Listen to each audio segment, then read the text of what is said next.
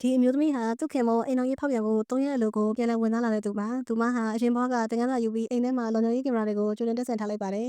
။ပြီးခဲ့တဲ့ဘဝတုန်းကသူမဟာသူ့ခင်မောနဲ့အရင်ဆုံးတငယ်ချင်းမလေးတို့သူမရဲ့မင်္ဂလာကလေးပေါ်မှာဖောက်ပြန်နေတာကိုကိုယ်တိုင်မြင်တွေ့ခဲ့တာပါ။ဒါကိုသူမကဖုန်းနဲ့ဗီဒီယိုရိုက်ပြီးဖော်ထုတ်ဖို့ကြိုးစားခဲ့ပေမဲ့ကောက်ချက်တဲ့အိမ်နှစ်ယောက်ကသူမကိုအရင်ဦးအောင်လုပ်ကြံခဲ့ကြပါတယ်။သူမကပဲအိမ်တော်ကြီးဖောက်ပြန်သလိုမျိုးတပ်တွေတူတွေလုပ်ပြီးအိမ်ပေါ်ကနေလက်ပလာနဲ့နှိမ့်ချခဲ့ကြတာပါ။နောက်ဆုံးမှာတော့သူမဟာစိတ်လက်ကြပြီးဝမ်းနဲ့ချစ်ခဲ့တဲ့ဘဝကိုအဆုံးသတ်ခဲ့ရပါတယ်။ဒုတိယကြိမ်ပြန်လည်ရှင်သန်ခွင့်ရတဲ့အခါမှာတော့ဒီလူရောမှာနှစ်ယောက်စလုံးကိုအဆက်တပွဲဖြစ်စေမယ်လို့ကြေဆိုလိုက်ပါတယ်။သူမဟာသူမရဲ့အစီအစဉ်တွေလိုအပ်တဲ့ပစ္စည်းတွေကိုအဲဆွဲထဲမှာဖွက်ထားတော့ရောက်ခမဖြစ်သူနဲ့တက်တဲ့တူပါတော့တယ်။သူမကပစ္စည်းတွေသိမ်းနေပါဆိုပြီးလိန်ပြောပြီးတော့မှအခြေအနေကိုထိလိုက်နိုင်ပါတယ်။ဒါပေမဲ့ရောက်ခမဖြစ်သူကခိုးကြည့်ပြီးသူမဖွက်ထားတဲ့ပလင်ထဲကအရှိတွေကိုကော်ရီနဲ့လဲလှယ်ပြလိုက်ပါတယ်။သူမကအဆက်ခွဲကိုကြံစီနေတာပါအစီအစဉ်အတိုင်း